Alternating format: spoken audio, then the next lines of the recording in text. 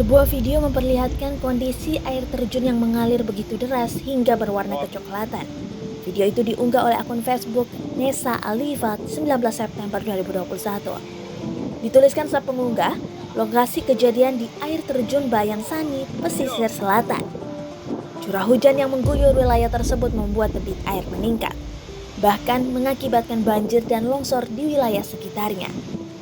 Untuk diketahui, longsor terjadi di ujung Batu Nagari Nyiur Melambai Palangai, Kecamatan Ranah Pesisir Kabupaten Pesisir Selatan pada Sabtu 18 September 2021 sekitar pukul 17.00 waktu Indonesia Barat.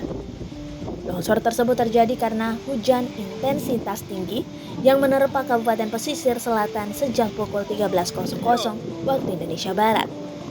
Komandan Pos BPBD Ranah Pesisir Pesel, Novian Merius mengatakan bahwa longsor terjadi karena hujan di kawasan pesisir selatan.